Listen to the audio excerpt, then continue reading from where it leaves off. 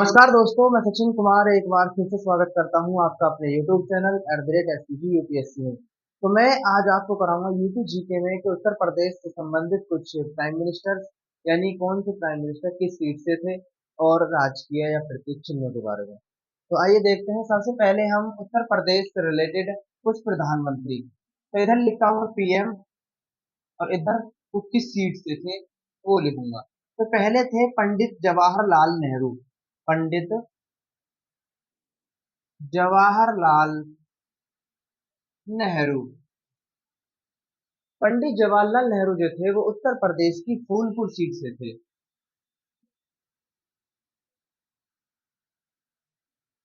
दूसरे नंबर पर आते हैं लाल बहादुर शास्त्री।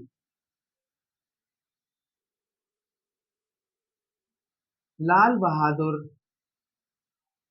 शास्त्री। और लाल बहादुर शास्त्री जी थे प्रयागराज सीट से।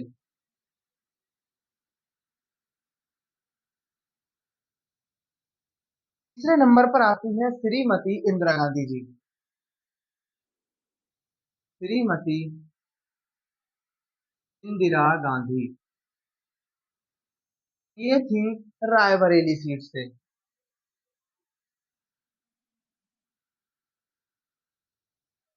फोर्थ चौथे नंबर पर आते हैं चौधरी चरण सिंह।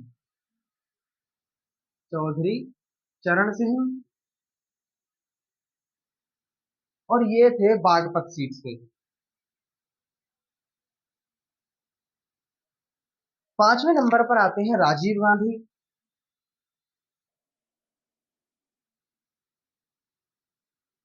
और ये थे अमेठी से।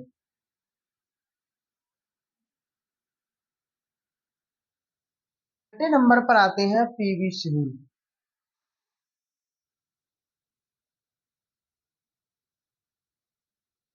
ये थे फतेहपुर सीट से।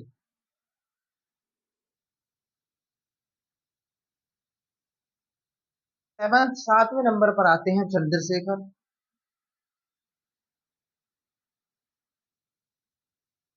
चंद्रशेखर ये थे बलिया से।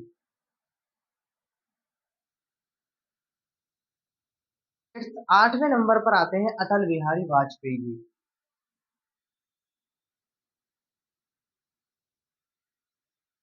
अटल बिहारी वाजपेयी।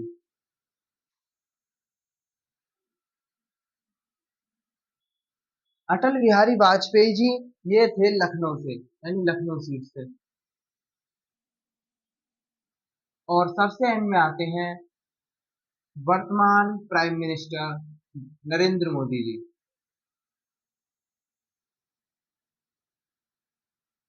और ये है वाराणसी सीट से। तो दोस्तों मैं एक बार रिपीट करा देता हूँ कि उत्तर प्रदेश से संबंधित प्रधानमंत्री यानी प्रधानमंत्री और वो किस सीट से थे। पंडित जवाहरलाल नेहरू फूलपुर सीट से थे। लाल बहादुर शास्त्री प्रयागराज सीट से थे। श्रीमती इंदिरा गांधी रायबरेली सीट से थी। चौधरी चरण सिंह बागपत। राजीव गांधी अमेठी। पीवी सिंह फतेहपुर। चंद्रशेखर बलिया। अटल बिहारी वाजपेयी जी लखनऊ और नरेंद्र मोदी जी वाराणसी से। तो दोस्तों आगे चलते हैं।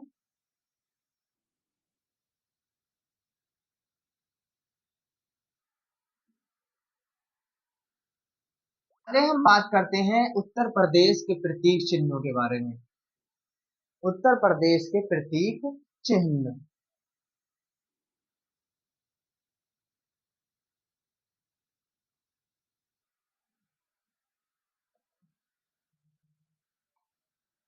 प्रतीक चिन्ह तो उत्तर प्रदेश के प्रतीक चिन्ह और उनका विवरण।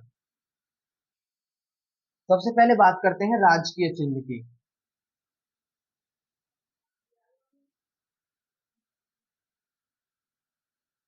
सबसे पहले हम बात करते हैं राजकीय चिन्ह। राजकीय चिन्ह को कब स्वीकृत किया गया था।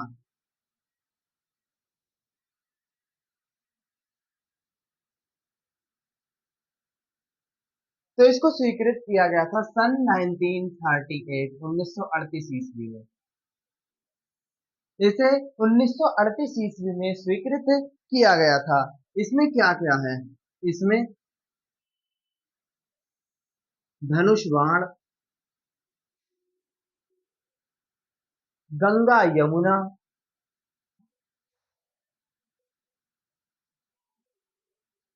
और दो मछलियां हैं।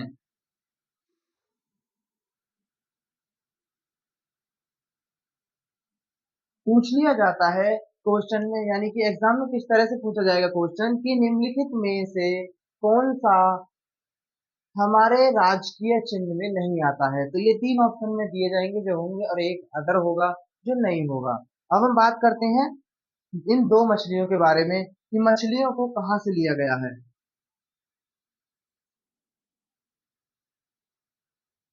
मछलियों को लखनऊ के रूमी दरवाजे से लिया गया है। रूमी दरवाजे से लिया गया है।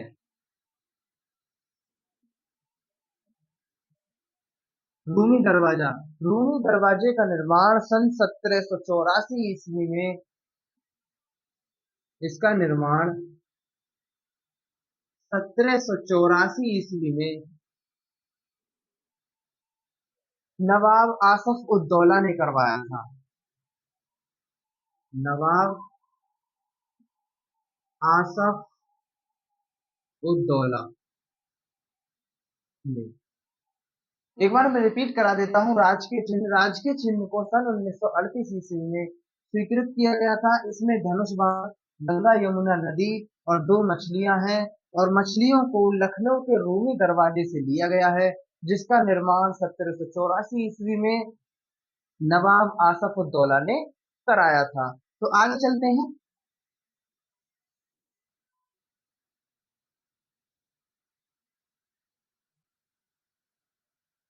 आगे चलते हैं, अब आता है राजकीय पशु।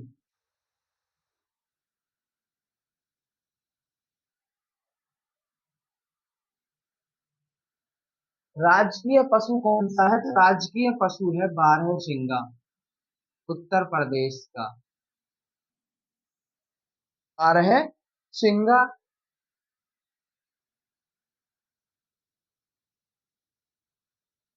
बारहसिंघा, जिसको हम स्वैम्प डियर भी कहते हैं। स्वैम्प डियर भी कहा जाता है। बारहसिंघा, बारहसिंघा यूपी के दुधवा नेशनल पार्क और किशनपुर वन्य जीव अभयारण्य में पाए जाते हैं। यूपी के दुधवा नेशनल पार्क और किशनपुर वन्य जीव अभयारण्य में पाए जाते हैं। वन्य जीव अभयारण्य में पाए जाते हैं।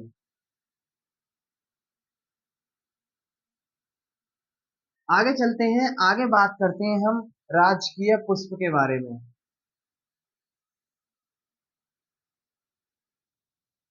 राजकीय पुष्प कौन सा है उत्तर प्रदेश का? वो है पलाश या टेसू। इसको बोलते हैं पलाश या टेसू। पलाश या टेसू का जो वैज्ञानिक नाम है, यानी साइंटिफिक नेम, इसका जो वैज्ञानिक नाम है वो है Butea monosperma. Butea monosperma.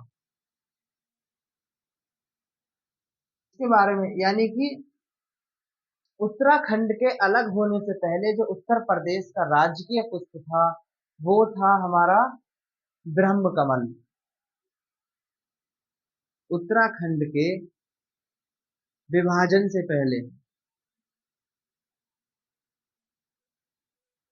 UP का राजकीय चिन्ह, सॉरी, राजकीय पुष्प, राजकीय पुष्प ब्रह्म कमल था।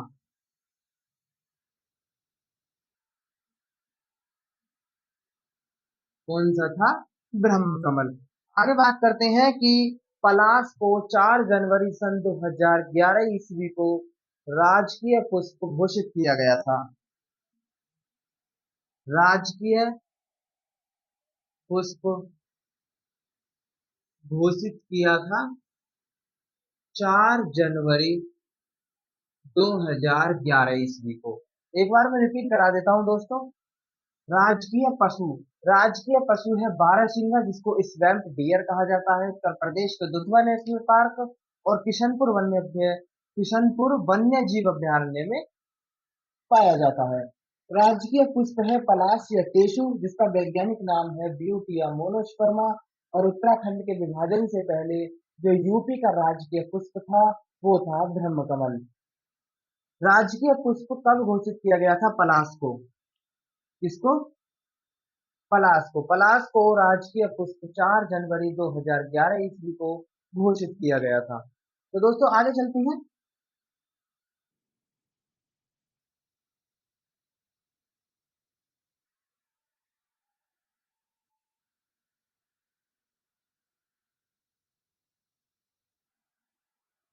आगे चलते हैं, बात करते हैं पलाश का एक नाम और है।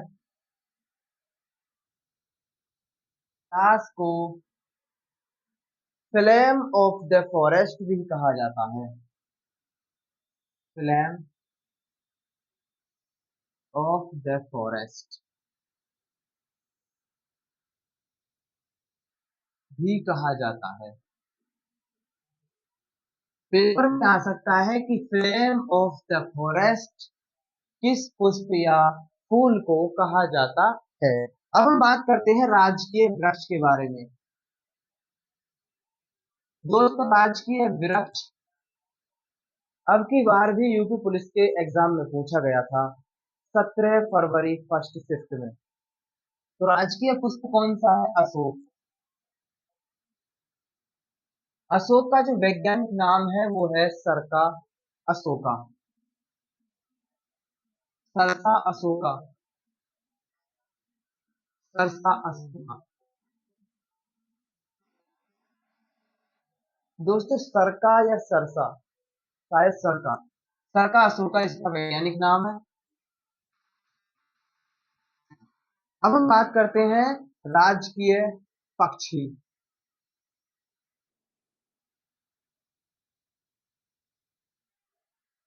राजकीय पक्षी है सारस,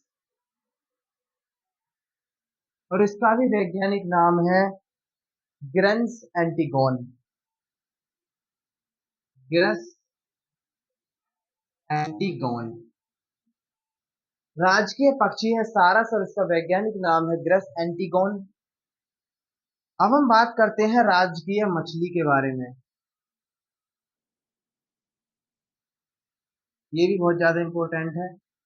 राजकीय मछली जो है चीतल, जिसको चीतला भी कह देते हैं, या मोए।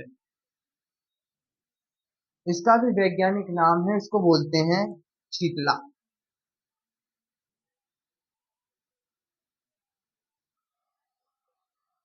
वैज्ञानिक नाम है ये इसका। दोस्तों एक बार मैं रिपीट करा देता हूँ। पलाश को जो कहते हैं फ्लोम ऑफ द फॉरेस्ट भी कहा जाता है। राजकीय जो वृक्ष है वो अशोक है, जिसको सर का अशोका भी कहा जाता है।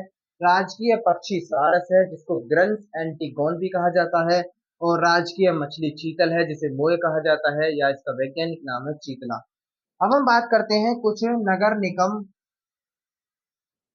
और नगर निकाय के बारे में। इसे मिटा देता हूँ मैं एक बार दोस्तों।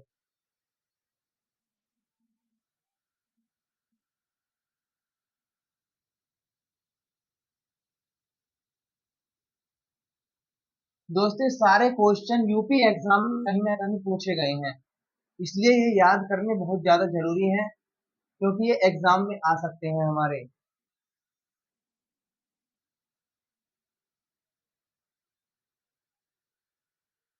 अब हम बात करते हैं नगर निकाय और नगर निगम के बारे में।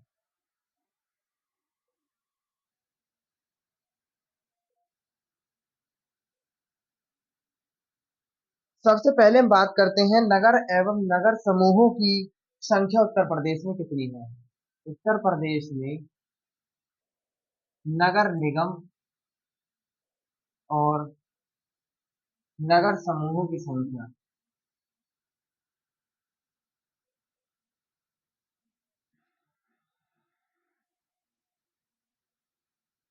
तो वो है 915।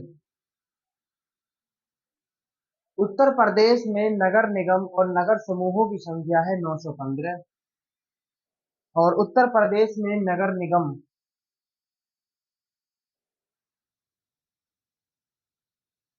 यहाँ से यहाँ से। उत्तर प्रदेश में नगर और नगर समूहों की संख्या 915 है। और उत्तर प्रदेश में नगर निकाय, उत्तर प्रदेश में नगर निगम, सॉरी, उत्तर प्रदेश में जो नगर निगम है वो 17 है। मैं एक बार रिपीट कर देता हूँ कि उत्तर प्रदेश में नगर और नगर समूहों की संख्या 915 है। और उत्तर प्रदेश में जो नगर निगम है वो 17 है। और 17वां नगर निगम, 17वां है शाहजहांपुर।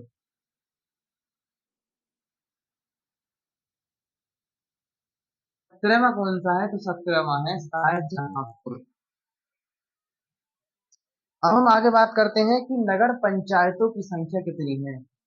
उत्तर प्रदेश में नगर पंचायतों की संख्या,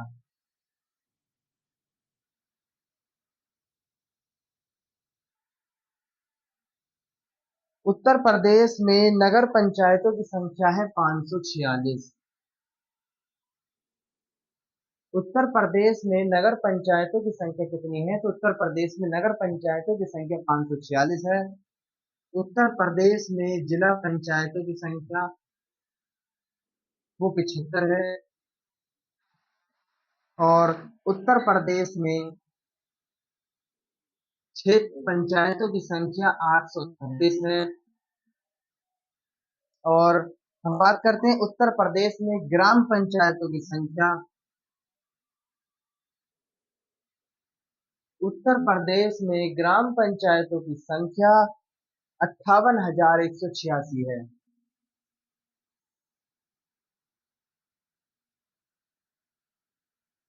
दोस्तों हम बात करते हैं कि पंचायतों में महिला आरक्षण कितना है।